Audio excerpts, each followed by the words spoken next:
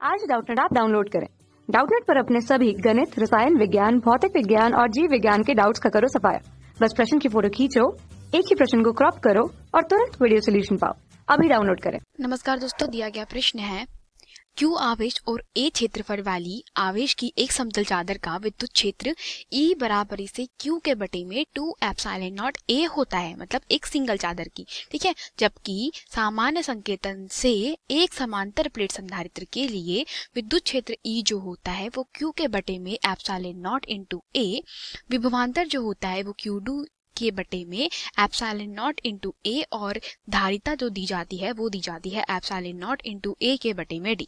तो प्रश्न ये कह रहा है कि आइए अब हम ये मान ले कि एक समांतर प्लेट संधारित्र की दोनों प्लेटें ए और बी को दिए गए आवेश कैसे है, अलग अलग है, मतलब Q1 और Q2 है। इस स्थिति में जो धारिता है वो क्या होगी, प्रश्न में यह पूछा गया है। कहने का मतलब ये है कि यहाँ पर आपने प्लेट ए को Q1 आवेश दिया है, प्लेट बी को Q2 आवेश दिया गया है, ठीक है। तो अगर जब भी आप किसी एक प्लेट के लिए, मतलब सिंगल प्लेट के लिए विद्युत क्षेत्र E निकालते हैं तो वो प्रश्न में पहले से ही दिया हुआ है कितना, Q के बटे में 2 एप्सिलॉन नॉट। तो E है आपका Q के बटे में 2 एप्सिलॉन नॉट इंटू ए।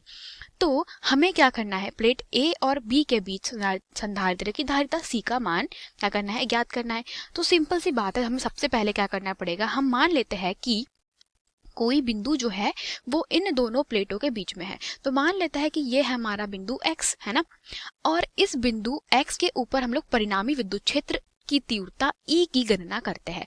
तो विद्युत क्षेत्र परिणामी जो है वो E आपको किस प्रकार से मिलेगा, वो मिलेगा आपको दोस्तों, देखिए इस प्लेट A के कारण क्या होगा कि दो भाग है इसके। पहला, इस पे ये वाले भाग पे जो आवेश है वो क्या है, QA है, मतलब A वाले भाग पर आवेश QA, B वाले भाग पर आवेश QB। इसी प्रकार से जो दूसरी प्लेट B है उसके C वाले भाग पर आवेश QC है, और D वाले भाग पर जो आवेश है वो क्या है, वो है QD। तो इस प्रकार से यहाँ पर जो विद्युत क्षेत्र की तीव्रता हो जाएगी वो क्या हो जाएगी, E1 plus E2 plus E3 plus E4, ठीक है। तो ये हो जाएगी हमारी परिणामी विद्युत क्षेत्र की तीव्रता। लेकिन हमने जो बिंदु यहाँ पर माना है, ठीक है, मतलब वो क्या है, प्लेट के बीचों बीच में है, मतलब यहाँ पर।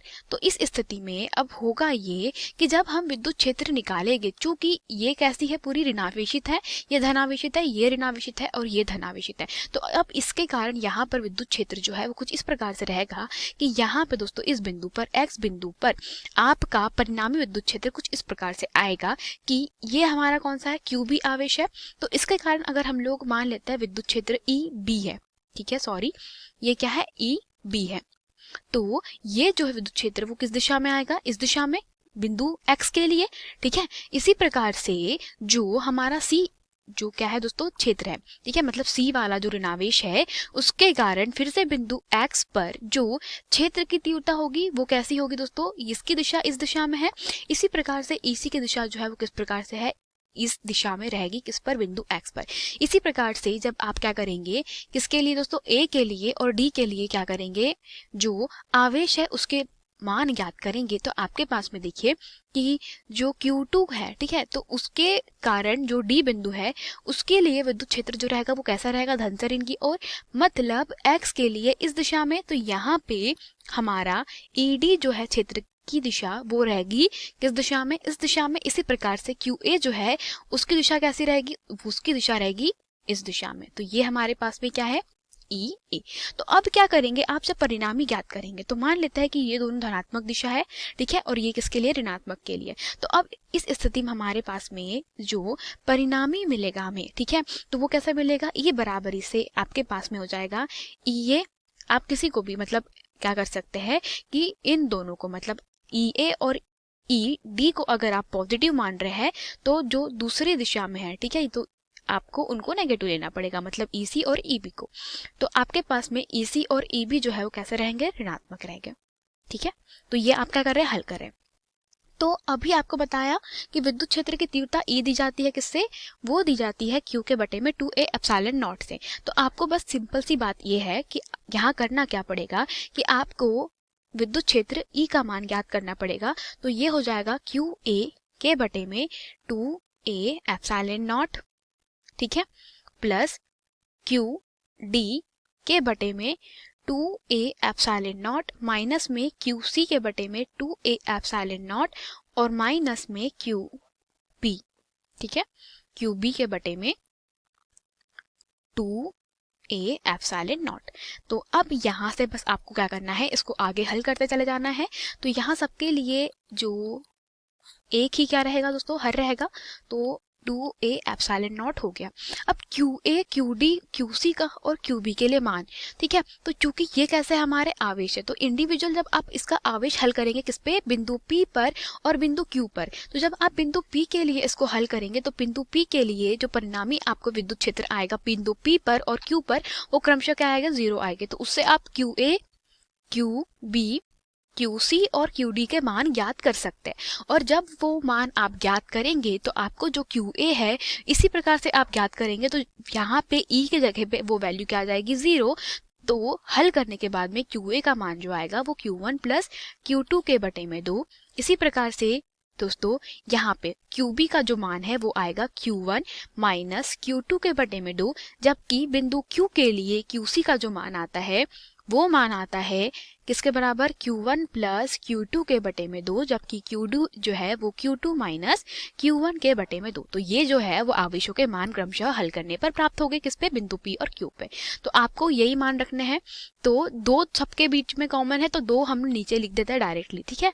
तो ये हो जाएगा 2। तो Q1 प्लस Q2, QD क्या है, माइनस में Q2, ठीक है, और ये हो जाएगा हमारे पास में मतलब प्लस Q2 और माइनस में क्या हो जाएगा, Q1, ठीक है। QC कितना है आपका, माइनस, ये आपके पास में क्या है, Q1 प्लस Q2 के बटे में 2। तो again Q1 minus Q2, minus का अंदर गुना कर दिया। इसी प्रकार से QB क्या है आपका, Q1 माइनस Q2, तो माइनस का जब अंदर गुना करेंगे तो Q1 जो है वो माइनस का रहेगा, लेकिन Q2 क्या हो जाएगा, प्लस का हो जाएगा।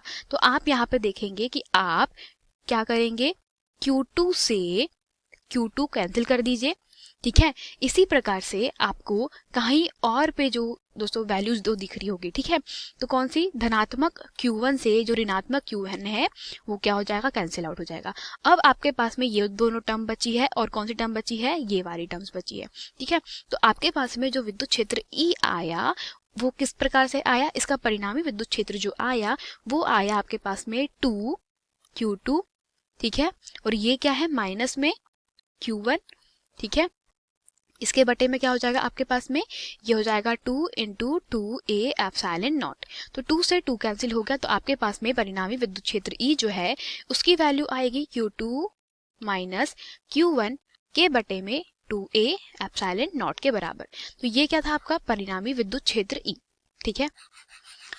परंतु हमको ज्ञात क्या करना है, धारिता, ठीक है। तो चूंकि हमें ज्ञात करनी है धारिता, अतः आप धारिता ज्ञात करने के लिए सीधी बात जानते हैं कि धारिता C जो होती है वो क्या होती है, Q के बटे में V, या आप इसको क्या लिख सकते हैं, डेल्टा Q के बटे में V, ठीक है। तो V जो होता है वो किसके दर्शा जाता है, आप विद्युत क्षेत्र E को V के बटे में D से, या V इक्वल टू क्या लिख सकते हैं, E इंटू D।